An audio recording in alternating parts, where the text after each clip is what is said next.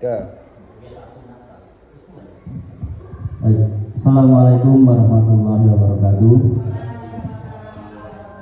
Ya, selamat siang Bapak Ibu, ya, yang terhormat Bapak Kepala Sekolah SD di Pasumbangan, yang kami hormati Bapak Ibu Guru Dewan Guru SD Negeri Pasumbangan beserta tenaga kependidikan.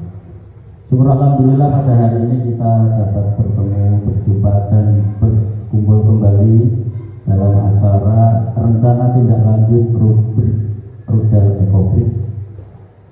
Semoga kegiatan ini akan bermanfaat bagi kita semua. Sholawat serta salam kita haturkan kepada junjungan kita Nabi Muhammad SAW. Semoga kita telah diakui sebagai umatnya di yaumul qiyamah. Ya, pada slide pertama rencana tindak lanjut, ya, rubrik. Ya, slide 1 dulu. Ya, rubrik adalah rudal ekobrik yang disusun oleh saya sendiri, Muhammad Amir Dohari. Lanjut. Ya. Latar belakang dari pemilihan materi rubrik adalah pendidikan jasmani pada dasarnya merupakan bagian yang integral dari sistem pendidikan jasmani serta keseluruhan bertujuan untuk mengembangkan aspek kesehatan, kebugaran jasmani, keterampilan berpikir kritis, stabilitas emosional, dan keterampilan sosial, penalaran dan tindakan moral melalui aktivitas jasmani dan olahraga. Konsep ini tidak terlepas dari aktivitas olahraga yang adalah bermain dengan permainan. Termasuk di dalamnya adalah cabang olahraga atletik yang dapat dikembangkan dengan berbagai permainan yang ada di sekitar kita. Atletik merupakan kegiatan jasmani yang terdiri dari gerakan-gerakan yang dinamis serta harmonis, seperti gerakan fundamental, seperti gerak jalan, lari, lompat, lempar, loncat, dan lain sebagainya. Itu menjadi gerak dasar fundamental pada manusia. Kick atletik merupakan cabang olahraga yang tergolong baru. Kick atletik ini adalah olahraga yang berpusat pada anak untuk anak sekolah dasar. Bagi pembelajaran pendidikan berdasarkan di sekolah dasar, namun pada dasarnya gerakan yang ada di dalamnya merupakan gerak dasar atletik. Cabang-cabang kick atletik adalah diantaranya lari kanga, lari kanga itu lari lompat gawang, lompat katak, lempar turbo atau lempar rudal, dan lari formula. Dalam pembelajaran lempar turbo ditemukan ada beberapa masalah, diantaranya jumlah lembing turbo yang masih sedikit, karena untuk dengan turbo yang semestinya ini yang standar ada harganya juga lebih mahal, ya. Dan juga motivasi dari siswa terhadap pembelajaran lempar turbo masih rendah, sehingga tidak semua siswa dapat menguasai atau senang dengan bermain lempar turbo. Hal ini menyebabkan proses pembelajaran lempar turbo menjadi tidak efektif, ya, dan mengakibatkan target kurikulum menjadi sangat rendah. Dari tidak efektifnya itu, ya, kurikulumnya menjadi merosot atau turun. Dengan kondisi seperti ini, maka diperlukan adanya media alternatif dan model pembelajaran yang dapat membuat anak-anak tertarik untuk mengikuti pembelajaran lempar turbo. Di antaranya dengan mengganti turbo yang standar. Ya, kalau turbo standar itu dengan menggunakan pralon, dan ini juga cetakan dari pabrik. Dan kita kalau bisa mencetak itu digantinya dengan kayu kalau misalnya. Kalau ininya sirip ekornya itu nanti kita bisa pakai 4 lem. Dengan daya lem itu kalau satu lemparan mungkin akan lepas, ya. Dengan kondisi ini diantara mengganti turbo dengan media botol air minum bekas, ya. Ini banyak ditemukan di sekitar kita, ya, yang disampaikan dan diberi ekor tali. Ekor tali ini nanti gunanya adalah untuk keseimbangan satu. Yang kedua yaitu untuk menarik perhatian siswa. Kalau nanti anak sudah tertarik itu nanti akan penasaran dan bagaimana cara akan memainkannya, ya. sehingga anak-anak merasa termotivasi dalam melempar turbo ya. Dari segi bentuknya juga mirip dengan lembing, hampir mirip. Nanti kalau beratnya juga nanti akan menyesuaikan sesuai dengan isi sampah di dalamnya. Dari segi ketersediaan dan harga juga sangat murah, hanya membutuhkan botol bekas dan tali rafiat.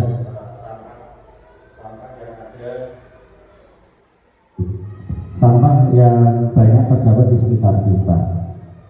Lanjut. Ya, tujuan dari program ini ada 5.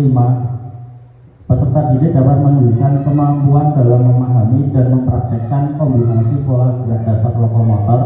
Pola gerak dasar lokomotor itu adalah pola gerak dasar yang berpindah tempat.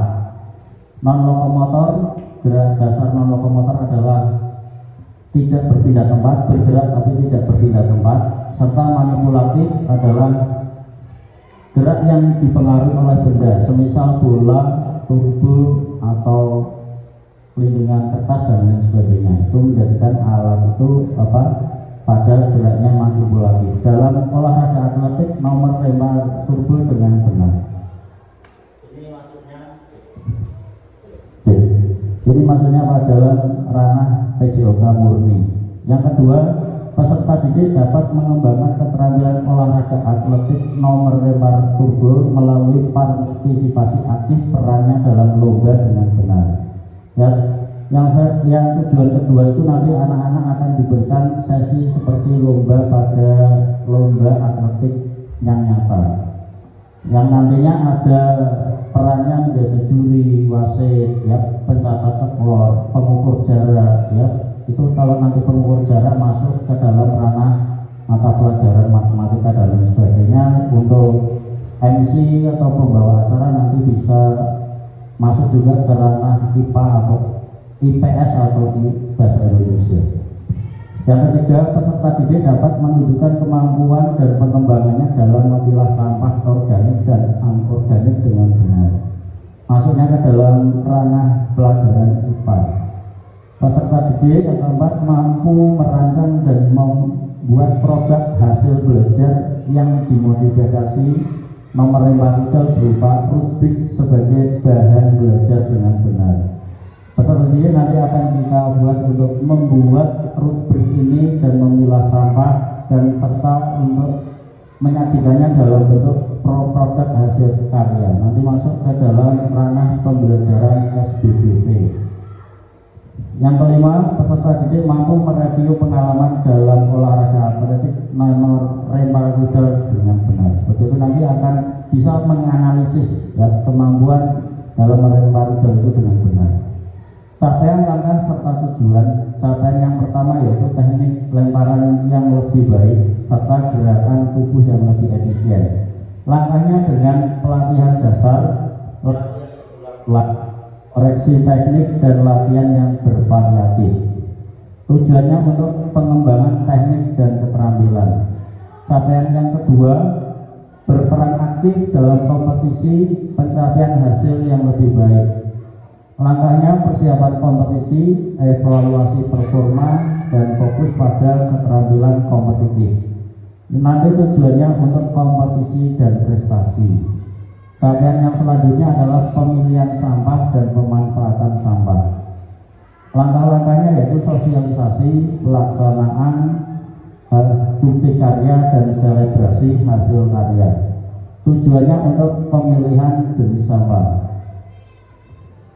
Yang keempat, merancang dan membuat produk hasil belajar berupa rudal ekobrik sebagai bahan belajar. Langkahnya sosialisasi, pelaksanaan bukti karya, dan selebrasi hasil karya. Tujuannya bisa membuat produk hasil belajar berupa rubrik rudal ekobrik tersebut. Yang kelima yaitu mereview dan refleksi proses pembelajaran dengan langkah penemuan hal baru dan pembelajaran yang bermakna.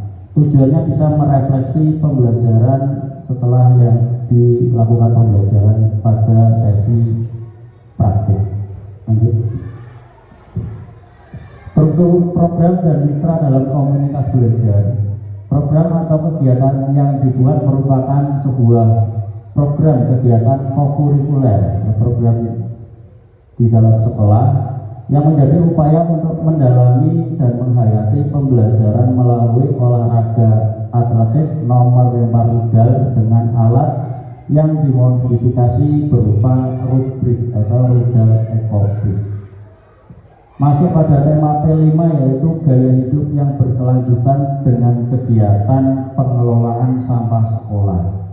Murid yang dilibatkan adalah murid kelas 6 baik putra dan putri berjumlah 13 anak. Ini nanti akan serta-merta juga dengan murid kelas 5, 4, 3, 2 bahkan nanti masuk ke murid kelas 1 juga. Karena untuk proses pembuatannya tidak terlalu sulit. Mungkin kelas 1 sudah bisa kita kenalkan untuk pengelolaan sampah. Penanggung jawab program kegiatan adalah kepala sekolah. KBS yang menjadi lokomotif atau fasilitator adalah KBS praktisi PJOK dengan mitra KBS guru kelas yang terdapat dalamnya adalah mata pelajaran SDPB, IPAS, matematika, bahasa Indonesia, dan tidak menutup kemungkinan juga nanti untuk mata pelajaran PAI. Mitra dengan peserta sebagai siswa sebagai pemeran aktif dan perangkat perlombaan. Ya, nanti kita gunakan model yaitu SEM, model SEM, Sport Education Model untuk sebagai perangkat perlombaan seperti halnya perlombaan pada olahraga atletik itu. Lanjut. Pernyataan tentang kapasitas yang dimiliki sekolah, kelas atau sekolah ini berupa tentang aset yang ada di dalam sekolah kita. 1. Sekolah mempunyai kepala sekolah, tenaga pendidik yang profesional sesuai dengan kualifikasi akademiknya dan tenaga kependidikan dengan total berjumlah 9 orang. Yang kedua, aset kedua adalah murid kelas 6 yang berjumlah 13 siswa yang akan menentukan perannya sesuai dengan minat dan bakatnya untuk menjadi panitia perlombaan, juri, pencatat skor, atlet atau pemain, dan juga pelatih. Aset selanjutnya aset sosial yang di atas nomor 1 dan 2 adalah aset manusia. Yang ketiga adalah aset sosial yaitu sebagai perannya di komunitas belajar sekolah sebagai aset sosial di sehat belajar sepanjang hayat. Aset yang keempat aset fisik, kondisi gedung sekolah kita punya, alat olahraga kita punya, ruang alat olahraga, media pembelajaran elektronik, laptop, LCD, speaker, dan lain sebagainya yang tersedia dan memadai. Aset yang kelima, aset lingkungan, kondisi halaman sekolah yang cukup sebagai prasarana pembelajaran. Yang keenam, aset finansial, hubungan dari dana bos. Yang ketujuh, aset politik, dukungan yang positif dari kebijakan kepala sekolah pada program PKD PJK ini. Yang kedelapan adalah aset pembiasaan atau aset agama atau budaya, yaitu pembiasaan disiplin positif dalam dimensi beriman, bertakwa kepada Tuhan Yang Maha Esa dan berakhlakul karimah. Next. Rencana evaluasi, kita menggunakan rencana evaluasi dan refleksi penerapan menggunakan Sport Education Model atau SEM dalam pembelajaran PJOK. Dalam tahap implementasi ini untuk memperbaiki dan mengetahui ketercapaian maka diperlukanlah evaluasi dan refleksi. Yang saya gunakan adalah penerapan SEM dalam pembelajaran PJOK. Adapun langkah-langkahnya adalah sebagai berikut, ada 7 langkah. 1. Menentukan tujuan pembelajaran, meninjau dari KKTP kriteria ketercapaian tujuan pembelajaran dalam SEM. Yang kedua, umpan balik dari peserta didik, pengalaman dan refleksi sebagai peserta didik. Yang ketiga, refleksi dari guru, refleksi terhadap perencanaan, pelaksanaan, asesmen dan pengelolaan SEM. Yang keempat, evaluasi kinerja tim, meninjau kolaborasi dan kinerja tim selama SEM. Ini nanti waktu peserta didik melaksanakan. Yang kelima, evaluasi penerapan konsep fair play, meninjau penerapan konsep fair play dan sikap sportif dalam SEN. Yang keenam, evaluasi manajemen kelas dan pengelolaan waktu. Ini meninjau manajemen kelas dan pengelolaan waktu selama kegiatan SEN. Yang ketujuh, pengembangan perbaikan dan perubahan. Ini terkait dengan evaluasi dan refleksi serta tindak lanjut penerapan SEN pada pembelajaran selanjutnya. Next. Ya, kemungkinan atau tantangan ya, yang akan dilalui yaitu satu, pengelolaan waktu, jadwal yang padat dan keterbatasan waktu serta jeda akhir semester 1 yang dapat mempengaruhi penyelenggaraan program atau kegiatan ini. Karena jadwalnya yang padat juga kita harus pinter-pinter mengolah jadwal pembelajaran ini. Yang kedua, faktor alam atau cuaca, karena penyelenggaraan kita kegiatannya di luar ruangan sangat bergantung pada faktor alam atau cuaca. Yang ketiga, pemberian motivasi peserta pada saat penerapan program atau kegiatan. Yang keempat, evaluasi dan umpan balik, pemberian evaluasi yang reflektif dan umpan balik yang konstruktif atau membangun kepada peserta didik. 5, kurangnya keterlibatan komunitas belajar dan orang tua, itu tantangan dari kita. Sedangkan solusinya dari waktu atau penjadwalan, kita penjadwalan yang sistematis. Untuk faktor alam kita gunakan searching website BMKG dalam perakilan cuaca harian. Dalam pemberian motivasi, solusinya itu menggunakan pendekatan yang positif dan memberikan motivasi tambahan melalui pengakuan serta pujian. Evaluasi umpan balik, solusinya memberikan evaluasi dan umpan balik secara individu pada setiap peserta didik.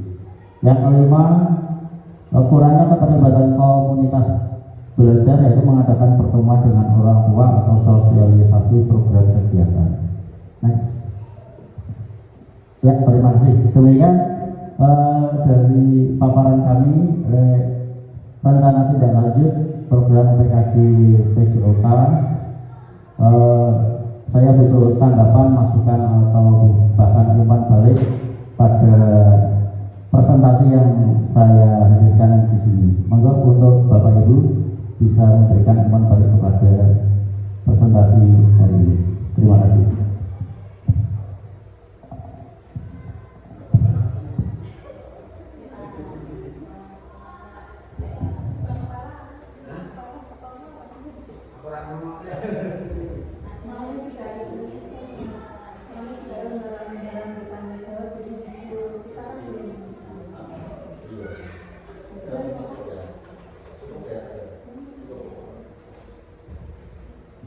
Baik, kiranya itu, terima kasih atas perhatian dari Bapak Ibu. Kurang lebihnya saya mohon maaf jika nanti ada tambahan umpan balik evaluasi bisa nanti saya masukkan ke dalam presentasi ini untuk ditindaklanjuti. Demikian dari saya, kurang lebihnya mohon maaf. Wassalamualaikum warahmatullahi wabarakatuh.